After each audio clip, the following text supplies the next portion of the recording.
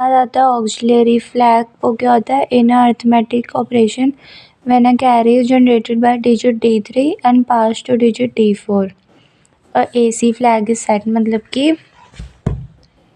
जैसे कैरी में क्या होता था, ये कहाँ गए, कैरी में क्या होता था कि जो D7 होता था ना, जैसे 0 1 2 3 4 5 6 7, वो अगर कैरी बनाता था तो कैरी फ्लैग सेट होता था।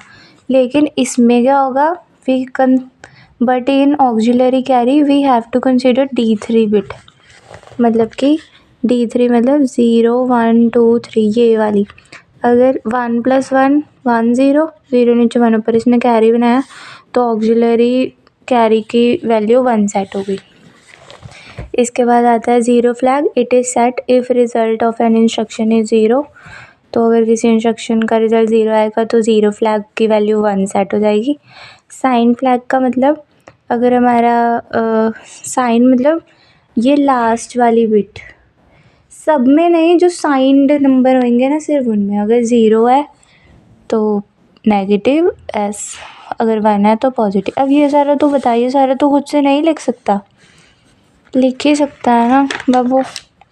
अब हमने ये वाली पूरी चीज़ एक्सप्लेन कर दी, हमने फ्लैग रजिस्टर एक्सप्लेन कर दिया, ये एक्यूमुलेटेड टेम्परेरी रजिस्टर ALU ये एक्सप्लेन कर दिया। इसमें खुद ही लिख देना। इसी इंस्ट्रक्शन को डिकोड करने के लिए डिकोडर होता है, मतलब ये भी एक्सप्लेन हो गया। अब क्या बच गया?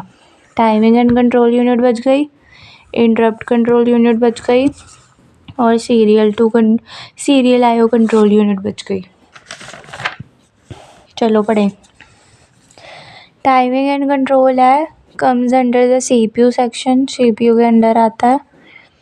कंट्रोल द फ्लो और data between CPU and other devices, एक फ्लो मेंटेन करता है। अब टाइमिंग एंड कंट्रोल मतलब सब सिंक्रोनाइज होना चाहिए ना, तो CPU और बाकी सारी पेरिफेरल डिवाइसेस, मतलब जैसे कीबोर्ड, माउस, डिस्प्ले, प्रिंटर, सबके साथ CPU और उनके बीच में एक फ़्लो क्रिएट करता है।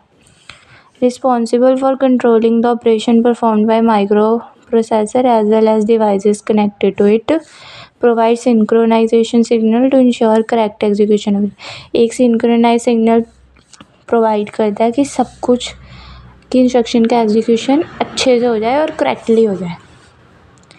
अब हम पढ़ेंगे टाइमिंग एंड कंट्रोल्स की पिन्स के बारे में। अब अगर हम इस डायग्राम में देखें तो क्या है, कंट्रोल है जो ऐसे कंट्रोल, स्टेटस, DMA और रीसेट, ऐसे 4 हेडिंग्स हैं और उसके अंडर पिन है। Control pins, status pins, DMA और रीसेट। चलो पढ़ते हैं। सबसे पहले सिग्नल कौन से देता है timing and control? Control signal, DMA signal, reset signal और स्टेटस सिग्नल। तो कंट्रोल सिग्नल के अंदर आता है ready, checks whether a peripheral is ready for data transfer. Peripheral में अभी बताया, माउस, PC, कीबोर्ड, क्या वो रेडी हैं? अगर वो रेडी हैं तो रेडी सिग्नल पास होगा। Read indicate data is to be read from memory.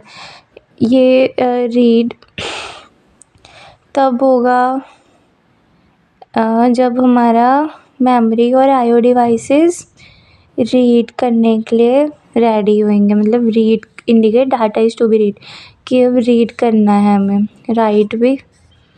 अब ये इम्पोर्टेंट है, ये क्वेश्चन आ सकता है कि ALE क्या होता है, एड्रेस लैच इनेबल। ये बताया भी था वो सर ने कि जैसे A15 से A8 तक एड्रेस बस होती है, लेकिन ये AD7 से AD0 तक इन्हें हम एज अ एड्रेस के लिए भी यूज़ कर सकते हैं और डाटा के लिए भी यूज़ कर सकते हैं अपनी नीड्स के हिसाब से, है ना।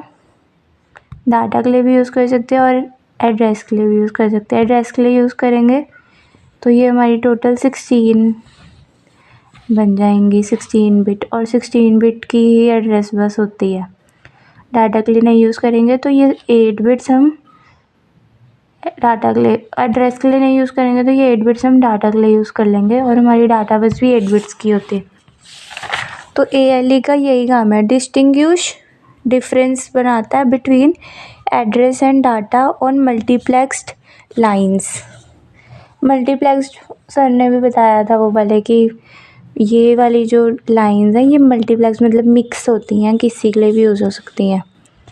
फिर है DMA signal hold, external device request the CPU to release data on bus. External device request करते CPU से कि अब डाटा को रिलीज़ कर दो बस पे। होल्ड एक्नॉलेज मतलब CPU उस होल्ड रिक्वेस्ट को एक्नॉलेज करता है, मतलब कि सुनता है और कहता है ठीक है। अब है रीसेट सिग्नल, रीसेट इन मतलब कि माइक्रो प्रोसेसर को रीसेट कर दो। रीसेट आउट मतलब बाकी सारे डिवाइसेस को भी रीसेट कर दो, जैसे IO डिवाइसेस, कीबोर्ड, माउस की सबको कर दो।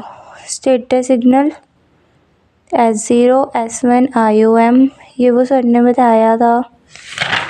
और कौन से होते हैं स्टेटस सिग्नल, बस। इसके बाद है interrupt control, a signal that temporary interrupt होता क्या है ये सिग्नल तब पास होता है इंटरप्ट वाला जब, जैसे ये इंटरप्ट कंट्रोल यहाँ पे है ऊपर, ये हमने पूरा एक्सप्लेन कर दिया। अब हम यहाँ पे आ गए। ये कुछ ने करवाया ही नहीं, SID SOD ये भी खुद से पढ़ना, 2 पिंस ये करते हैं। तो इंटरप्ट क्या होता है, जैसे कि तू कोई काम कर रहा है और मेरा नोटिफिकेशन आया, तूने अपना वो काम छोड़ दिया और मेरे मैसेज का रिप्लाई किया, तो मैं एक इंटरप्ट हूँ। मतलब a signal that temporary hold the main program को रोक दिया और divert the CPU to execute a service routine, मतलब कि कोई इंटरप्ट को सर्विस देने चला गया। आफ्टर सर्विसिंग तो वापस गया उस काम को करने के लिए जो तू पहले कर रहा था। Use for handling urgent events, सबसे ज़्यादा ट्रैप, तो अगर ट्रैप इंटरप्ट आ जाता है तो आपको सबसे पहले ट्रैप ही करना होता है, ये प्रायोरिटी है। फिर ट्रैप सबसे ज़्यादा, RST, फिर RST 6.5 उससे कम, फिर उससे कम इंटरप्ट रिक्वेस्ट।